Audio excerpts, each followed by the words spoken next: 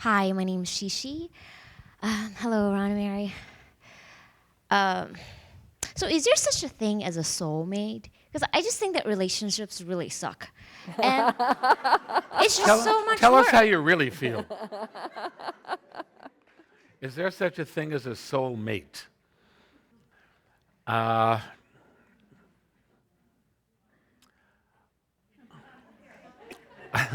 You know, the thing about that idea is that for many people, it sets up a structure in their consciousness that then becomes very, very limiting. Very, very limiting. It's like there's only one soul. and if you don't find that one, it's a catastrophe. I say I wish I could have 5 husbands, and then everyone can fulfill a little bit of me. It's really not the job of the other person to fulfill you. This is one of the relationship myths. That you find fulfillment in the other person, or that they should relate with you in ways that then you'll experience fulfillment. What if fulfillment is an inside job? See, what Mary is saying, you start to go up the soul line, everyone becomes your soulmate. But if I'm complete myself, then that means that I don't need somebody, Need? That's right. and that means so then so what's the point of marriage? So much work. I'm glad you asked that question. But see, it's really fascinating, this whole conversation. See, because when you move into the spiritual context, we say there are really two primary purposes to relationships. One is to share the loving. You know, when you meet someone and you have that moment where you look into them and you see who they really are and your heart opens, it's like it's magical. And you're aware of the potential for sharing in that depth of intimacy and loving. Wow, an extraordinary thing. However, you know, when that happens, what we're not so aware of is while there may be all these beautiful matching energies that we're experiencing, we're seeing in the other person, and they're reflecting back to us that also reside in us. But on another level, there are also all of the unconscious patterns where we have dovetailing issues. And part of the blessing of a relationship is the opportunity to share all the loving. But when people enter deeply into a loving and committed relationship, part of the agreement between the two souls is that we are also here to assist each other in our spiritual evolution. And so we will mirror back to each other the issues that are unresolved within each other's consciousness, so that if we have the wit, we can work those issues and bring them to resolution in such a way that we really assist each other, not only in our issue resolution, but in our spiritual evolution. See, Mary says to have the wit, in addition to the wit, you need the tools. It's like you could enter into relationship based on ego patterns and based on a relatively superficial understanding or system of beliefs about the purpose of relationship. But what happens in those relationships is that people have an idea about how their partner should be, and then when their partner doesn't show up that way, it triggers their material, they get upset, then there's conflict and fight.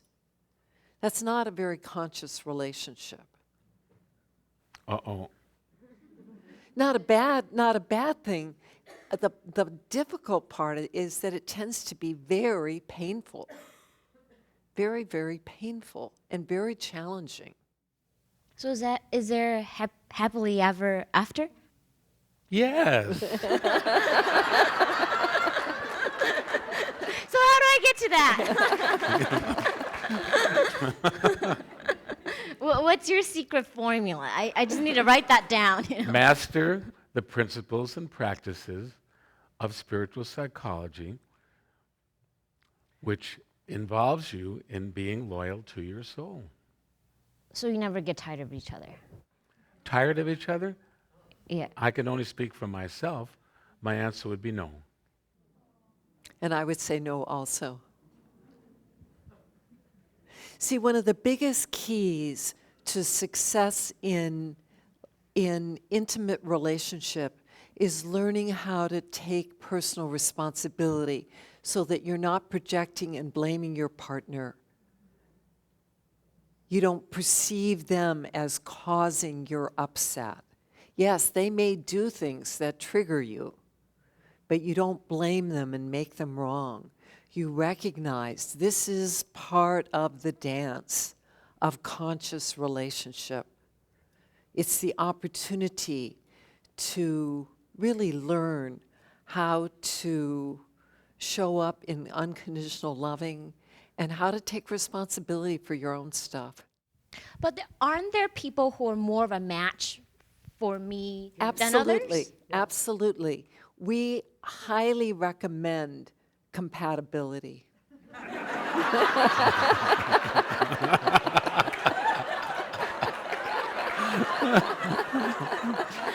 so how do I What a find that? concept.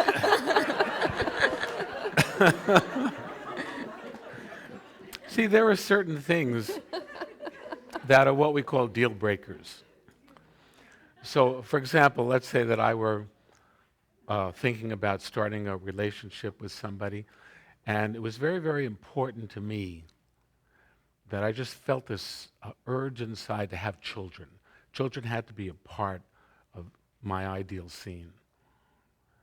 And I Thank you. became interested in somebody for whom it was very, very, very clear inside of them that children was something they wanted no part of. So you're at a place where there's no overlap. That's probably the worst indicator of a successful relationship coming from that. But let's say that you're someone who really likes sports. You know, it's not a make it or break. You really like sports. And you get interested in someone for them who, well, they're not crazy about sports, but it's, fine, we could do some of that. There's some overlap. As long as there's some overlap, we can work with it. The more overlap in a particular area, the less we're going to have a problem with that area in our relationship. So those are just practical guidelines having to do with compatibility. I know. I think it's like even before I go into it, I'm like, oh, this is gonna be so much work. And I'm noticing myself having this. I'm more aware now that I have these behaviors where I just want to avoid it altogether. That makes it more difficult.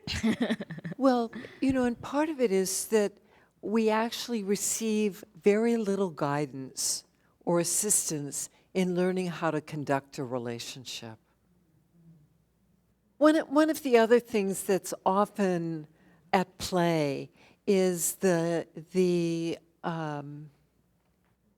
images and memories of our parents' relationship or non-relationship.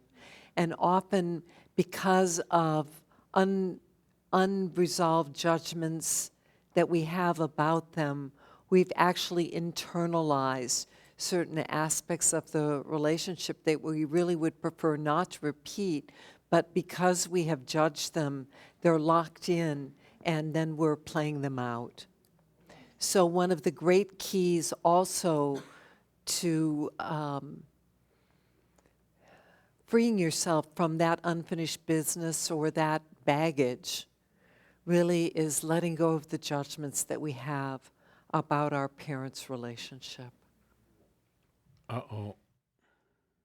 Oh my God, that is such a big thought. Oh my God. But see, all of this is doable. It's It's very doable. doable. It's a process.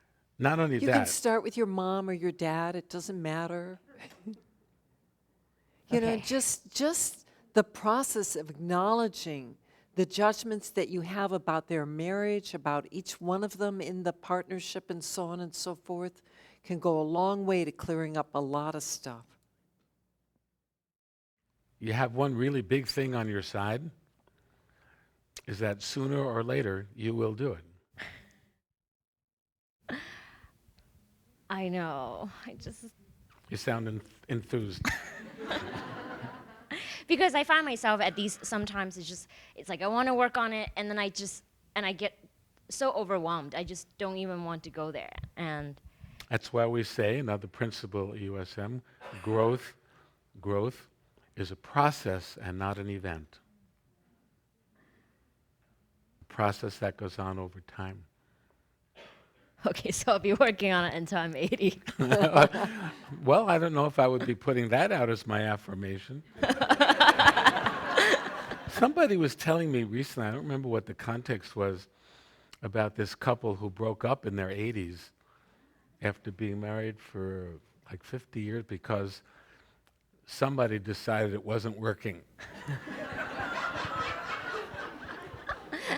Better late than never.